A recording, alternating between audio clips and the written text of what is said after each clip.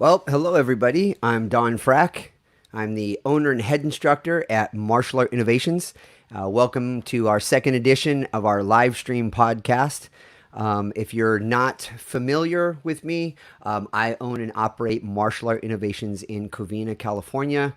I've been a martial arts instructor for the past 35 years and started doing this podcast last month. We had a guest on covering the topic of dialing 911, and it was very well received. I want to thank all of you that gave me such great feedback about that. I greatly appreciate it.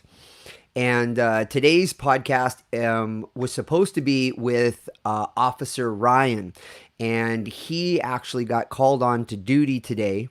So I'm going to fill in the time being. If he gets a break, he said he would contact me. And so I have a little back area where if he pops in, I'm going to bring him in with us. Officer Ryan has been both a paramedic and a law enforcement officer, and he was going to be here today to share information on many things that are happening currently with law enforcement, everything from force policies that have changed to his thoughts on defunding the police, the consequences of that. And so I intend to get him on when is convenient for him. And I really appreciate the time he's committed to just helping me set this up and come back on. So if you would like to ask me any questions about our martial arts training, my thoughts or feelings on any of the topics that we're going to be talking about today, as I go solo on this, please feel free to leave them in the comments. I'm going to actually open up the comment section there, and if you post it up there, I'll bring it in and answer it the best I can. So one of the things I am going to do today is in a little while I'm going to share a video of police force policy that is being implemented in New York, and I think there's a very good chance that it's going to probably make its way over here to California. And I think this will have definitely a detrimental effect on police officers' ability to do their job effectively. And I also think that there potentially are consequences for those of us that practice martial arts, because some of the things that I'll share with you a little bit later on that are being criminalized, if police officers use them, I think it's not a far stretch that it is quite possible that, that these things could be deemed dangerous for citizens to use. So again, I want to encourage you to go ahead and leave any of your questions in the chat area. We are streaming both on Facebook Live and YouTube Live. And let me actually get over and check the chat area. I've got two separate computers running stuff, not two separate computers, but two separate screens. So I'm trying to track everything just myself on this main screen and on the side screen here. All right. So now I got the window open. Let me look at the chat here. Give me just a sec as I try to open this up and see where the chat area is for it. Okay, there they are.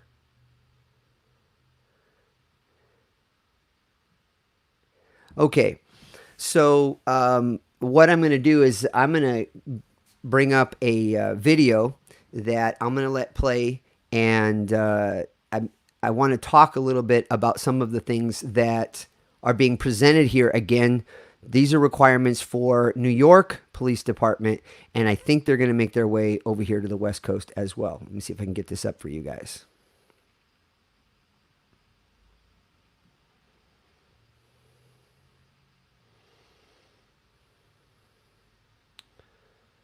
Bringing resistant subjects into custody has always been challenging. So these are the tactics that are being control the subject. Employed by the New York Police Department, prohibiting things like kneeling on an opponent's back. Officers must understand that such actions are now misdemeanor crimes. Being deemed a misdemeanor crime. Do not crime use a chokehold, if you apply any of the techniques that are on the listed subject here. of an arrest. Do not sit, kneel, or stand on the subject's back or chest. I am now going to Trying show to you make sure that we actions got the that are audio. prohibited when taking people Yeah. into custody. The following positions are prohibited and may place pressure to the throat, windpipe, or carotid arteries. Placing my arm around the subject's neck while I'm behind him. Placing my arm around the subject's neck while I'm beside him. Placing my arm around the subject's neck while I'm in front of him. Any of these positions are also prohibited if we are in a grounded position. Police officers are prohibited from sitting, kneeling, or standing on a subject's chest or back. The following is a demonstration of techniques we cannot do. After initiating a takedown of the subject, I cannot kneel on the subject's back. I cannot kneel on the subject's neck. I cannot sit on the subject's back. I cannot stand on the subject's back. From a face-up position, I cannot kneel on the subject's chest. I cannot kneel on the subject's neck. I cannot sit on the subject's chest, and I cannot stand on the subject's chest. You may still place the subject in a prone position.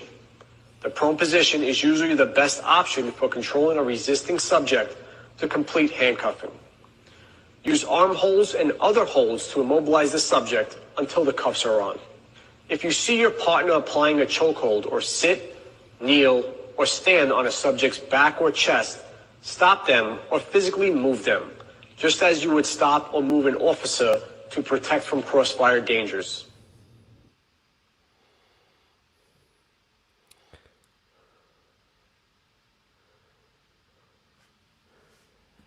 So part of the concern I have as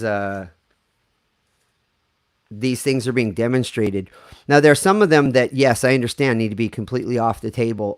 For example, the pressure on the back of the neck with the knee, etc. But a lot of the holds that are being used, headlocks, etc. These things are being taken away from their toolbox. Even something as simple as what's referred to in the grappling community as the full mount, mounting their opponent. These things are going to be taken away from them. And as I spoke with Officer Ryan, we had talks about, well, what are they expected to do? And I think some of the consequences potentially that are going to come up from this are going to be higher levels of force with their baton. They're going to be much more quick to go to their taser, because these techniques are being taken away from law enforcement officers. And I want to say that probably majority of the things that are shown in that video are done tens of thousands of times every day all across the world in grappling schools, mixed martial arts schools, all over the world without any problem. And I think it's a matter of the amount of training that is provided. You can look, the students in our school learn many of the techniques that are demonstrated in these videos, or in this last video rather, and have never had a problem. And I think that, is it potentially dangerous to hold somebody around the neck? It absolutely could be. But in the video that they showed, as far as restraining a suspect, there were two officers present. There were two officers present to execute the takedown. And then there were two officers present when they were using the arm restraint that was there. But when one officer is alone, how is that person supposed to detain their suspect? So I would be very curious as to what they expect them to do. And I really don't think that the people who are putting this policy forward have any experience with this as a strategy. And going back to what I had mentioned before, I think that the potential consequences are that you or I, if we were to use these same tactics, kneeling on an opponent's abdomen, assuming the mount position, using our arm around the head to control them. If these are criminalized for police officers, then I don't think it's too far of a stretch to think that in a court of law, if a student was defending themselves, that these could be looked at as dangerous techniques and possibly criminal charges as well. So, when Officer Ryan and I were talking, I asked him about the time frame of force instruction for police officers. So what they learn as self-defense tactics and the way that they apply force on other people is referred to as force training. And I have worked with several police officers that have been through that program. One of my black belts went through force instructor training. And so I know a little bit about it, and I've also asked Officer Ryan quite a bit about these things. And let me get my notes here on time. So, I don't know how many of you have any idea about the kinds of training that officers get with regards to the physical tactics that they're going to use. They are required to qualify every 3 months with their pistol, with their sidearm. They have to show a level of proficiency with it every 3 months. They have to take an AR class annually. That's once a year to make sure that they adequately can handle their rifle. Shotgun class, he said, often is 2 years of time. Now, force instruction, which is basically their hands-on skills, they might get an 8-hour course every few years of that. And now there are some departments that take it upon themselves to do it more regularly. But one of the challenges is that they need more training on this. When I talk with police officers of any branch, and I ask them how often they pull their sidearm and fire it compared to the number of times they have to go hands-on with a suspect, the ratio is like this.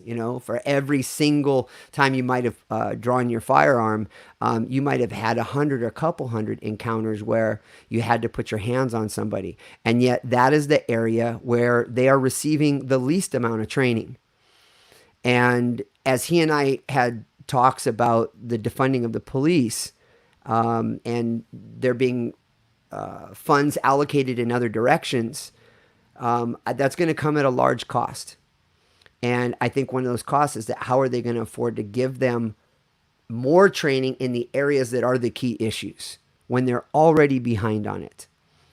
I hope that perhaps as things move forward, there's maybe a rethinking about all of these things.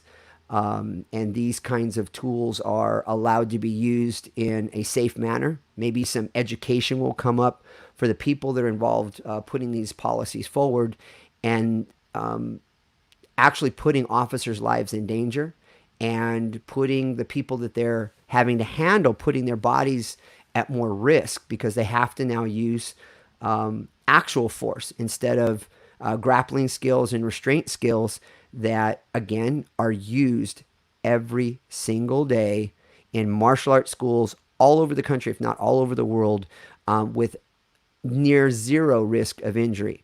Does that mean that someone can't get hurt? No, it doesn't mean that at all. It just means the risk of injury is extremely low, and the safety for the person who it's being done to is much greater than trying to get compliance out of them through contact with a baton, through using a taser, etc. Give me just one sec to slide over. I'm trying again to look through the two monitors to make sure that I'm addressing anything that comes up on the other side. There we go.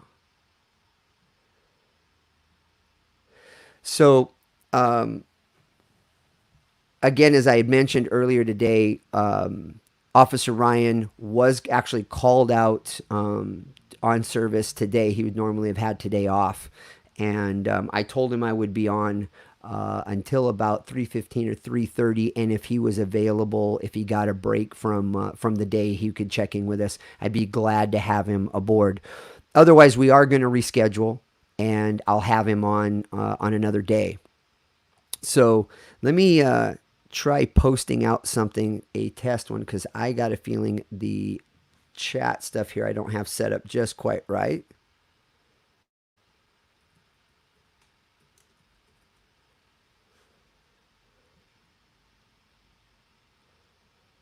All right. And I'm also trying to see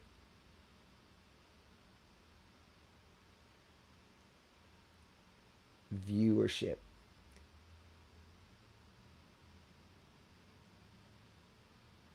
Ah, there we go. All right, I had the wrong window open. Um, so I can see I see the Pignons. Hello to the Pignon family. Mr. Ike Delatorre. Awesome. Thank you for stopping by. And Miss Tammy Russell. Hey, I hope your little man is there too today. If any of you have any questions about the topic that I brought up for today, I would be glad to take them. Just add them into the chat wherever you're watching from, and I would be glad to answer them. Since many of you probably that are currently watching this live, most likely you're a student. Hello, Mr. Frack. Not sure. It's been a while. Hope all is well with the gym. Let me open that. Ryan Bernard. Not sure if I spelled it. It's Frack, F-R-A-C-K. It's okay. Been a while. Hope all is well with the gym. Things are going well. I'm not sure if you know that we moved in December. The school that I was at for 25 years, the building was sold, and we ended up moving to another location in Covina up on Arrow Highway.